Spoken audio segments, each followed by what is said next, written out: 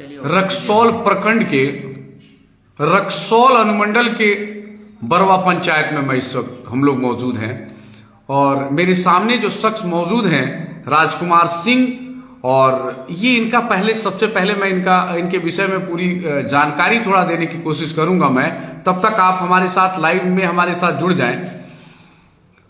ये शुरू से ही जब शुरुआत इनकी हुई अपने छात्र काल में, ये छात्र नेता भी रहे और बीजेपी में 1990 से अपना पूरी तरह से योगदान दिया है। और ये ऐसे नेता हैं जो जमीनी स्तर से बातचीत करते हैं। कभी किसी सांसद हैं या बड़े पदाधिकारी आते हैं या बड़े बड़े नेता आते हैं, उनके पीछे नहीं जाना, जमीनी स्तर पे रहते हैं, जमीन के अपने हर चाहने वाले के, चाहे वो किसी भी वर्ग से हो, चाहे वो किसी भी धर्म से हो, किसी भी मजहब से हो।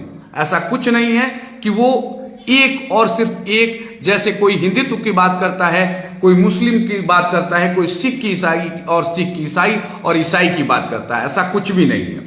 सिर्फ और सिर्फ ये मानवता के लिए, मानव इनका एक धर्म है, मानव धर्म के लिए काम करते हैं और काफी अच्छा पकड़ है इनकी। तो इस बार का जो चुनाव है, लोकसभा चुनाव है, आप लोग मेरे साथ जितने लोग लाइव सेशन में जुड़ भी रहे हैं, आप लोग जरूर कमेंट करके बता सकते हैं इन चेहरे में जो बातचीत इनसे होगी और चेहरे जो आपको दिखाई दे रहे हैं, क्या आपको क्या लगता है इस चेहरे से? आप कितने जानते हैं आप कि नहीं जानते हैं? अगर जानते हैं तो इनकी बातों को सुनिए, ये क्या कुछ कहते हैं कि आखिर ये बगावती सूर क्यों है इनका।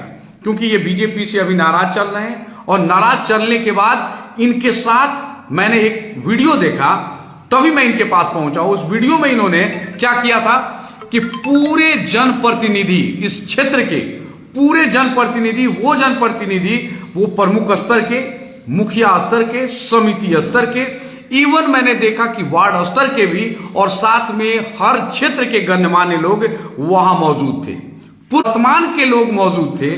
तो आखिर वजह क्या है कि ये बगावती सुर है और इस बार ये कांग्रेस की तरफ जा रहे हैं। इतने साल, 24 साल इनका बीजेपी को दिया और इतने कम समय में आखिर बगावती सुर क्यों हुआ? तो राजकुमार भैया, आपका स्वागत है हमारे चैनल में। हम लोग दो यहां बैठे हुए हैं, मेरे साथ नेशनल न्यूज बिहार है और मेरा ग्राउंड रिपोर्ट 24 सारे लोग देख रहे हैं। तो मैं चाहूंगा कि आखिर ये बगावती सुर आपने कैसे, क्या दिमाग में आपको आया, क्यों आप बदले हैं? सबसे पहले तो मैं आप दोनों न्यूज चैनल के भाइयों को धन्यवाद देता हूं। मैं समाजवादी लोग हूँ, समाज सेवा मेरा धर्म है और बचपन से आज तक जब से मैंने होश संभाला, सिर्फ समाज के सारे वर्ग को साथ लेकर चलने का कोशिश किया, जिसका उदाहरण बरवा पंचायत है। हम हमेशा यही सोचते रहे कि मेरे वाणी से, मेरे विचार से, मेरे कार्य से समाज के किसी वर्ग को ठेस नहीं पहुंचे। यहाँ लड़ाई मेरी भारतीय जनता पार्टी से नहीं है, इस क्षेत्र के विकास हेतु यहाँ के माननीय सांसद श्री डॉक्टर संजय जायसवाल जी से है। क्या विकास कमी रह गई है राजकुमार जी? पहली बातों को पूरा कर लेने दीजिए प्लीज पत्रकार महोदय। आज भी मैं उनका सम्मान करता हूं, लेकिन 10 वर्ष नहीं 15 वर्ष उनके पिताजी भी रहे। हम लोगों ने पूरी निष्ठा से कार्य किया, लेकिन ये भी 15 वर्ष रहे। इनके साथ भी पूरी निष्ठा से, ईमानदारी से हमने काम किया, देश हित के लिए, राष्ट्र हित के लिए काम किया। लेकिन इस 15 वर्षों के इनके शासनकाल में और इनके पिताजी के भी शासनकाल में आप लोग देखे होंगे, मैं कभी किसी नेता के पीछे नहीं दौड़ा, न किसी सभा में गया, न जीतने के बाद। मैं सिर्फ जिताने का काम किया, मेरा जितना ही सामर्थ्य है उस सामर्थ्य के अनुसार काम किया, लेकिन कभी न विधायक साहब के यहाँ गया, न एमपी साहब के यहाँ गया। आज क्षेत्र की जनता के लिए, इस क्षेत्र की विकास जो है ना, मुख्य मुद्दा है मेरे लिए। क्योंकि वोट हम लोग मांगते हैं हाथ जोड़ करके अपने प्रभाव से, और जनता से अब तिरस्कार सा मिलने लगा है।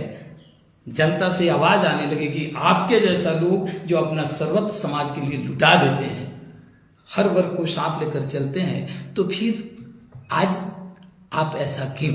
तो राजकुमार जी के एक और मेरा सवाल है, वो 70 साल की विकास में और 15 साल की विकास में क्या देखना चाहते हैं? एक मिनट थोड़ा सा रुकिए, फिर आप बोलिएगा।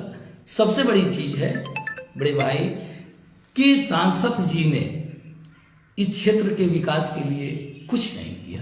अगर कहीं एक ईंट भी गिरा हो तो आप लोग हमको बताइए कि फलना जगह गिरा है।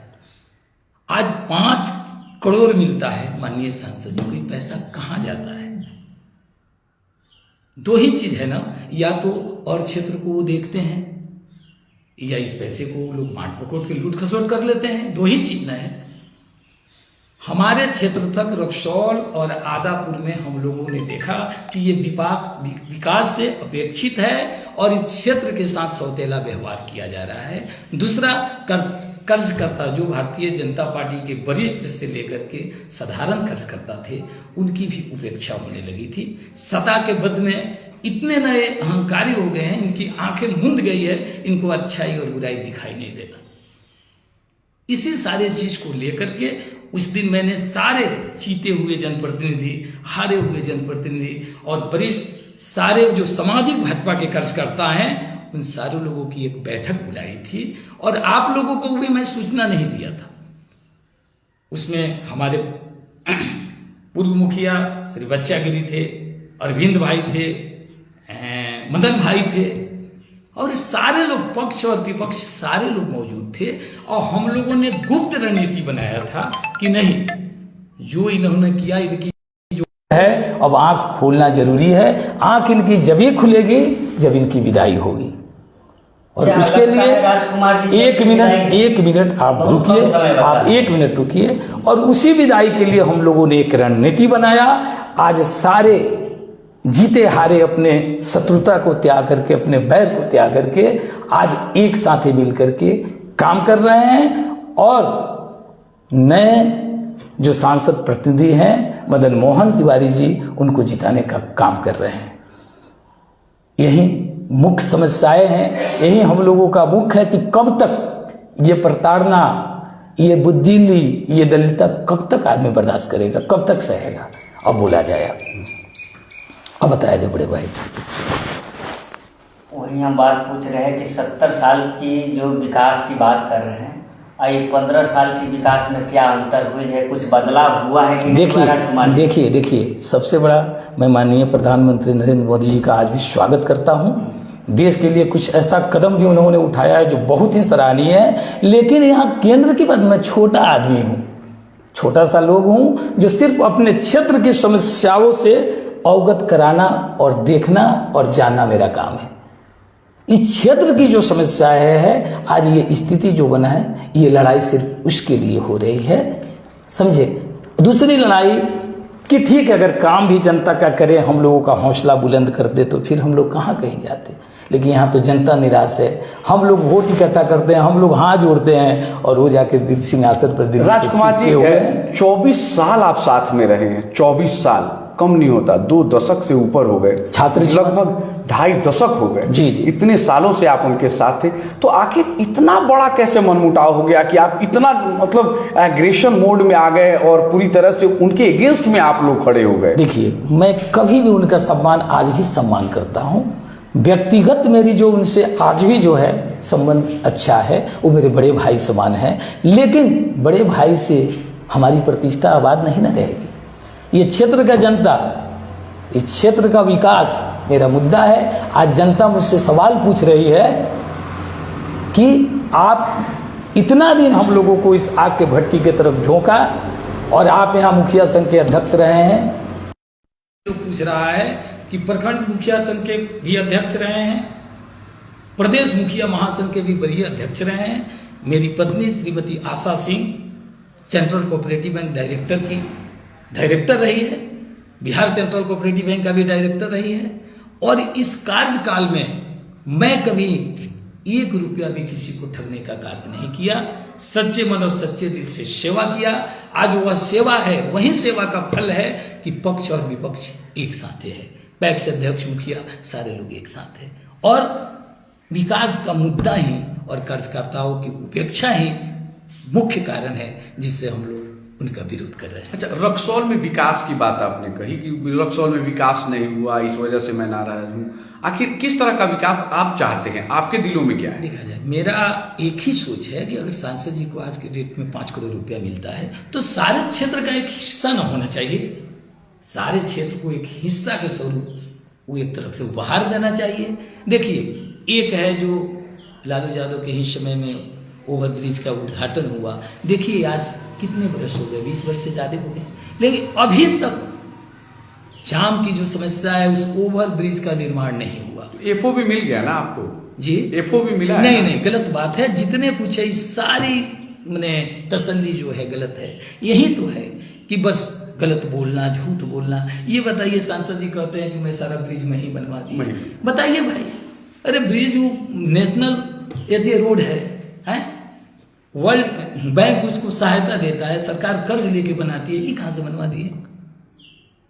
तो यही सब चीजें, झूठा आश्वासन और झूठा तसल्ली देकर सिर्फ उन्होंने क्षेत्र के जनता को, अपने कर्जकर्ताओं को ठगने का काम किया है। अच्छा, आईसीपी 120 करोड़ की आईसीपी कहते हैं कि मैंने ही बनवाया है, ये इससे आप सहमत है क्या? नहीं, एकदम नहीं, एकदम नहीं। ये देखिए, पूर्ण प्रधानमंत्री वाजपेयी जी का ही सपना था और उसी वक्त से ये प्रोसेस है हमारे ख्याल से, हमारे जानकारी में, जो सपना धीरे धीरे पूरा हो रहा है। जो प्रोसेस में आ गया उसे तो आज नहीं तो कल पूरा होना ही है, लेकिन इन्होंने कुछ नहीं किया। उल्टे तो अब ऐसा करने लगे इस क्षेत्र में, ऐसा मैंने कुछ करने लगे हैं कि जिससे बहुत सारे वर्ग इनसे खपा। अरे सारे वर्ग ने इनको वोट दिया था ना, सारे वर्ग मिलकर के नहीं जिताता है। कहाँ भाजपा का कर्जकर्ता इस क्षेत्र में है? हम लोग यहाँ के बुजुर्ग अपने मान सम्मान की लड़ाई लड़ता है और अपना खर्च खा करके पार्टी को जिताता है। मैं स्टेडियम के लिए बोले हैं कि आपको स्टेडियम बन जाएगा, आप चिंता नहीं करिए। बहुत दिन आप लोग जमीन प्रोवाइड करा दीजिए। भैया बहुत दिनों से बोल रहे हैं, ये बताइए जमीन की कमी है, सरकारी जमीन की कमी है क्या? अगर वो चाह लें तो स्टेडियम नहीं बनेगा, लेकिन बस सिर्फ कोरी घोषणा, झूठा घोषणा से नहीं न बनेगा स्टेडियम। क्या मिला रक्सौल को, बताइए क्या दिए हैं रक्सौल को, यादापुर क्षेत्र को क्या दिए? कुछ तो ऐसा नहीं दिए कि जिससे लगे कहीं ना अनुमंडल अस्पताल में इतने बेड है। आप लोग जाकर स्थिति देखिए कि क्या उसका संचालन हो रहा है। नहीं, अनुमंडलीय अस्पताल के जो व्यवस्था है उससे हम लोग एज ए पत्रकार मैं कह रहा हूँ, बिल्कुल ऑन कैमरा मैं कह रहा हूँ, हम लोग संतुष्ट नहीं। तो बताइए, एक व्यवस्था उनसे नहीं हो रही है जो जन जीवन के लिए सबसे महत्वपूर्ण व्यवस्थाएं है, तो और व्यवस्था वो क्या करेंगे? झूठी तसल्ली और झूठी बार बार बस झूठा वादा, झूठा तसल्ली, तो ये कब तक चलेगा? यही कारण है कि आज उनका विरोध खुले मंच से मैं कर रहा हूं। आज तक तो मैं उन लोगों का भी मदद किया, जिताने का काम किया, लेकिन उन लोग के पीछे कभी नहीं गया, कभी वहां जीतने के बाद उनके दरवाजे पर मैं नहीं। अच्छा, एक बात बताइए, मदन मोहन तिवारी जी जीत जाते हैं तो क्या कुछ लगता है, क्या बदलाव हो जाएगा? देखा जाए, हर व्यक्ति इस मानव जीवन आशा पर ही चलता है, हर व्यक्ति के सोच पर ही चलता है। यही सोच है कि वो एक मुखिया है, जमीन से जुड़े हुए हैं। मुखिया लोग जब हम लोग उठते हैं तो 10 आदमी आंख मिचते हैं, तब तो दरवाजे पर खड़ा रहता है अपनी समस्या को लेकर। तो यह सोच है मेरा कि वो एक मुखिया है तो जनता के दुख दर्द को जरूर जानते हैं, क्षेत्र के विकास की मैंने क्यों अनिवार्य है वो व्यक्ति जानता है, ये आशा है। और साफ तौर पर कहे तो राजनीतिक से परिपूर्ण है, यही ना कहना चाहते? नहीं, एकदम नहीं, राजनीतिक से परिपूर्ण नहीं है। एक सच्चे समाज सेवक हैं जो आज मुखिया से विधायक बने। हारना जीतना देखिए कोई मायने नहीं रखता है, लेकिन एक सच्चे समाज सेवक है। उनका व्यवहार विचार, मैं प्रदेश मुखिया संघ का वरीय उपाध्यक्ष था, तब तक वो कुछ नहीं थे, साधारण मुखिया थे। और आज देखिए, अगर अच्छा कर्म वो किए हैं तब ना आज एमपी के प्रत्याशी हैं भाई। आखिर कुछ ना कुछ क्वालिटी तो है ना, जो कांग्रेस पार्टी उनको एमपी के लिए वोट दिए, टिकट दी है। तो यही क्वालिटी है जिसको एक आशा भरी उम्मीद से हम लोग इस उम्मीद से चल रहे हैं, उनके पीछे हैं कि चलिए भाई, जीतने के बाद शायद इस क्षेत्र के लिए खरा उतरे। चंपारण में राजकुमार जी किन को आप लोग ताज पहनाने का मतलब कार्य कर रहे हैं? चंपारण समय, हाँ। देखिए, चंपारण की बात मैं नहीं करता, मैं सिर्फ आपसे इस रक्सौल विधानसभा की बात कर रहा हूं। मैं छोटा लोग हूं, बहुत दूर मैं नहीं जाना चाहता। आज भी सुन लीजिए, मैं भारतीय जनता पार्टी का सिपाही था, हूं, और अच्छे कार्य जब तक भारतीय जनता पार्टी करेगी मैं अपना सहयोग करूंगा। लेकिन हमारी लड़ाई सिर्फ माननीय सांसद महोदय संजय जायसवाल जी से है। बगावती सुर जो आपके हैं वो सिर्फ और सिर्फ एक कैंडिडेट के ऊपर आप लोग का बगावती जी, सुर है। बस आपको कोई भाजपा से कोई परहेज नहीं, उसने कोई गुरेज नहीं हम है। कह दिया ना कि मैं सामाजिक पार्टी हूँ, सामाजिक कार्य करता हूँ। समाज को लेकर चलना, सारे वर्ग को समेट कर चलना मेरा मुख्य धर्म है और कर्म है। बरवा पंचायत उसका उदाहरण है कि मैं 2006 से राजनीतिक में हूँ। आज तक आप देखिए यहाँ 40% जनसंख्या के यहाँ मोहम्मदन लोग रहता है, लेकिन खून खार नहीं हुआ। मैं जहाँ का हूँ उतना ही संभालूं, वही मेरे जीवन का सबसे महत्वपूर्ण सफलता है। बस मैं इससे ज्यादा बहुत बहुत धन्यवाद आपको, आज हमके लिए समय दिया आपने और ये बात बताया। बहुत बहुत धन्यवाद कि आप लोग चलिए इस समय अपना तेजस्वी जी आने वाले हैं, फिर भी सारे प्रोग्राम को छोड़कर आप यहाँ आए। चलिए धन्यवाद, मैं आपको नमस्कार करता हूँ।